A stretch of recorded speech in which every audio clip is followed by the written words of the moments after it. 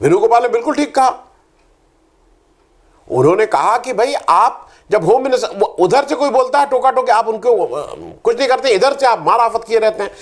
तो opposition benches के साथ आपका ये रवैया हो गया। सबसे बड़ी बात जो हुई, जो आपने अपनी इनएप्ट हैंडलिंग से, चक्कर क्या है कि स्पीकर का पद अभी तक जो लोग बैठे रहते थे वो बेहतरीन पॉलिटिशियन होते थे।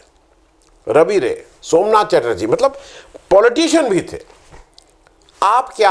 आप अपने बूते पे अपनी सीट के अलावा कोई और सीट जिता पाएंगे? आप तो रहमो करम पे हैं किसी के।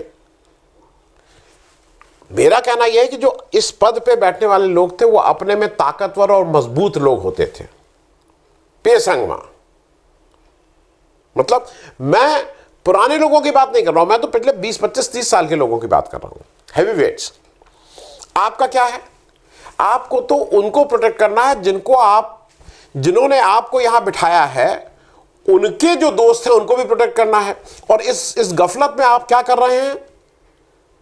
आप A1 A2 नामकरण कर दे रहे हैं। अब A1 A2 ऐसा चिपक गया है कि वो छुड़ाए नहीं छूटेगा, उसको न रिंद हो पाएगा, न निर्मा हो पाएगा, न सर्द हो पाएगा।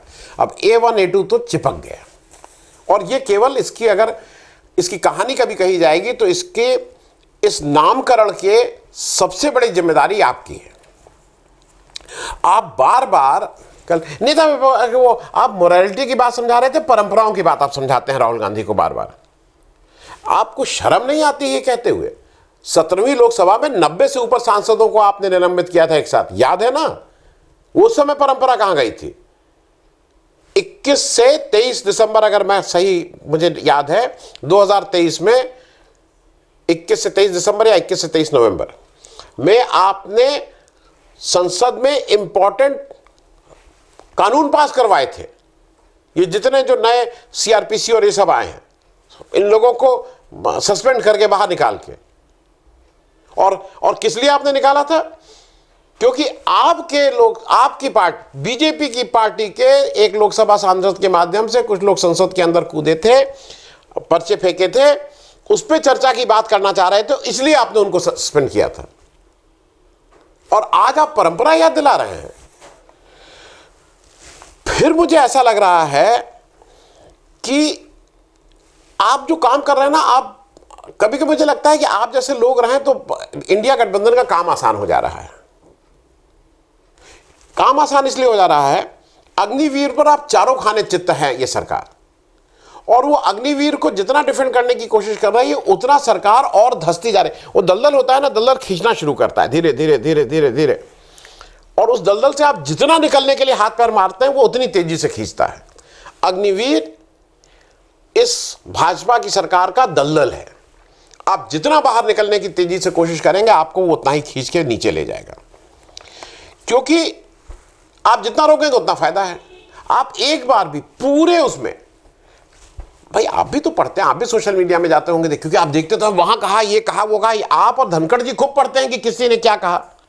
आपको कहीं एक टिप्पणी मिली है जिसमें यह कहा गया हो कि आप निष्पक्ष हैं? एक टिप्पणी मिली हो तो?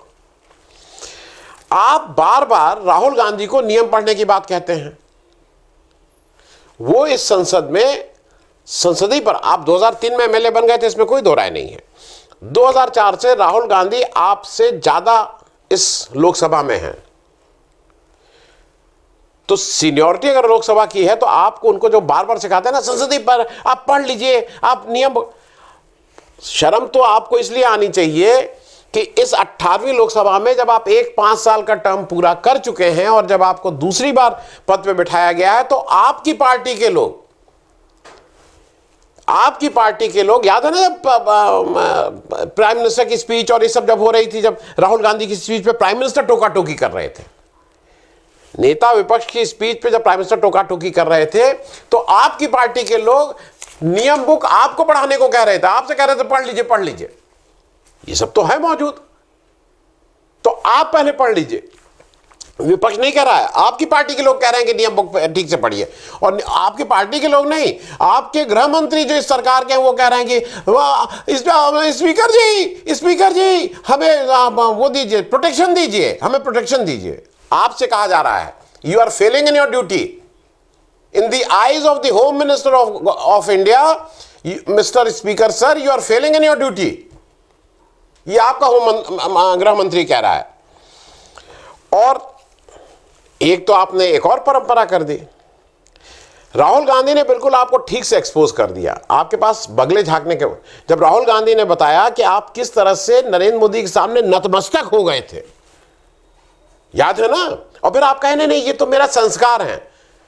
स्पीकर की पोस्ट पे बैठने के बाद अगर आप किसी के सामने नतमस्तक हो रहे हैं तो आप लोकसभा की परंपरा और उस पूरी लोकसभा को कहीं ना कहीं कंप्रोमाइज कर रहे हैं। परंपरा आप दूसरे को सिखा रहे हैं, आईना जरा खुद देख लीजिए।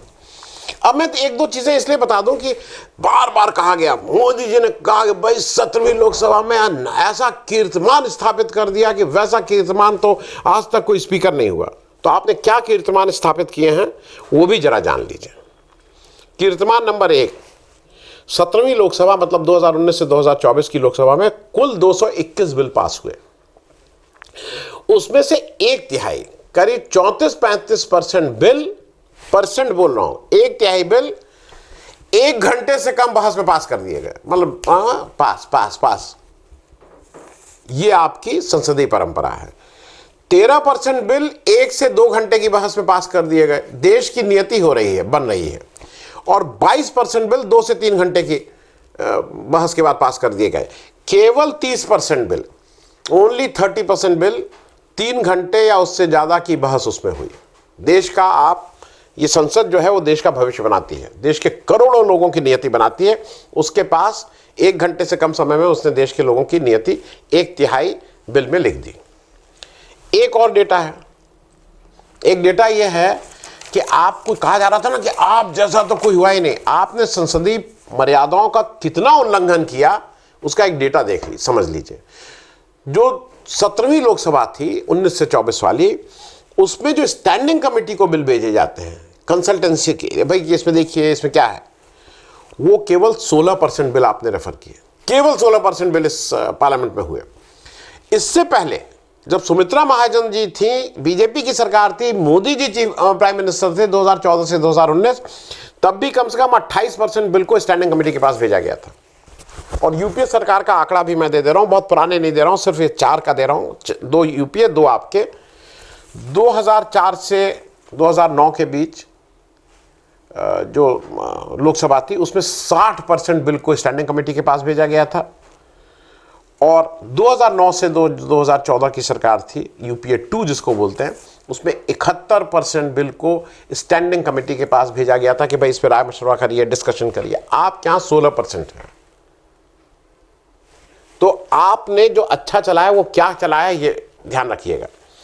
और आप बाकी चीज़ों को तो वहाँ से एक्सपंज कर लेंगे बिरला जी, लेकिन दानिश अली को जब बीजेपी के, और आप जिस पार्टी से चुन के आए हैं उस पार्टी के बिधुड़ी ने जब लोकसभा के अंदर गाली दी थी और आपने कुछ नहीं किया था, तो ये भी कहीं ना कहीं लिखा गया है। और वो गोल्डन लेटर्स में नहीं लिखा गया है, वो जो सबसे निम्न कोटि की इंक होती होगी उसमें लिखा गया है, काली इंक से लिखा गया है। वो इतिहास की इस देश में एक व्यक्ति खुलेआम एक अल्पसंख्यक व्यक्ति को उसके धर्म के नाम पे गाली दे रहा है, और इस देश का जो स्पीकर है वो चुपचाप बैठ के बिना कोई निर्णय लिए उसको गुजर जाने दे रहा है और अपनी आंख बंद कर ले रहा है। आप परंपराओं की बात कर रहे हैं। आप माइक कितना स्विच ऑफ करते हैं ये तो सबको जग जाहिर है। राहुल गांधी, वो कोई स्टैटिस्टिक्स है मुझे तुरंत याद नहीं है, कि राहुल गांधी की शायद 26 मिनट की स्पीच में या 15 मिनट 3/4 समय जो माइक है वो आपको दिखा रहा था, उनको दिखाई नहीं रहा था। और आप बात करते हैं स्विचिंग ऑफ माइक की। आपने नए नए कानून बना के तख्ती नहीं ला सकते, वो नहीं। अरे भाई क्यों नहीं ला सकते हैं? आप भाषा की मर्यादा पे वो रखिए। अब तख्ती नहीं दिखा सकते, फोटो नहीं दिखा सकते, क्यों नहीं दिखा सकते हैं? वहां नहीं दिखा सकते तो कहां दिखाएंगे? क्योंकि आपने मीडिया को कर्ब किया। वो तो आपके ऊपर राहुल गांधी का प्रेशर आया, इंडिया गठबंधन का प्रेशर था, इसलिए आप उसको वो ईल्ड किए। लेकिन मीडिया पे कर्ब अभी भी है। मीडिया पे अब उस तरह का नहीं है, कुछ सीमित लोगों को ही पास मिलेगा उस अवधि में। मैं उस पर नहीं जा रहा हूं। और एक चीज और, आप इस संविधान की शपथ ली है ना, संविधान की धज्जियां कैसे आप उड़ाते हैं ये जरा याद दिला दूं। 17वीं लोकसभा में आपने डिप्टी स्पीकर नहीं अपॉइंट हुआ। आर्टिकल 93 में ये जरूरी है कि स्पीकर और डिप्टी स्पीकर वहां पे सेलेक्ट हो, सेलेक्ट हो उस लोकसभा द्वारा। नहीं किया आपने, और आप संसदीय उसकी संविधान असंवैधानिक काम है ये। और अभी आपने जब देश में नीट जैसा एग्जाम हुआ जहां पे लाखों बच्चों का भविष्य अधर में अटका हुआ है, तो आपको क्या याद आ रहा था? इमरजेंसी पे एक आप रेजोल्यूशन पास कर रहे थे, याद है ना, अभी इस 18वीं लोकसभा में। तो जो मुख्य बात यह है कि आपको फिर बनाया क्यों गया? आपकी कॉम्पिटेंस के चलते, आपकी वाकपटुता के चलते, आपका मेरे हिसाब से एक ही वजह से बनाया गया, क्योंकि आपको छोड़ के अगर उपदेश किसी को बनाते उसका थोड़ा कॉन्शियस रहता, वो कुछ कहता कि भाई हम इतना नहीं कर पाएंगे। हमारे वो लोकसभा में कोई गाली देगा और हम उसको आंख बंद करके कहेंगे हमने देखा नहीं, ये तो कोई नहीं करेगा। इसमें केवल आप ही ये कर सकते हैं, और यही शायद कारण है कि आपको फिर से उस स्पीकर की कुर्सी पे बिठाया गया है, क्योंकि जब कहा जाएगा तब आप आंख बंद कर लेंगे, जब कहा जाएगा तब आप मुंह बंद कर लेंगे, और जब कहा जाएगा तब आप कान बंद कर लेंगे। बहुत बहुत धन्यवाद। Thank you so much.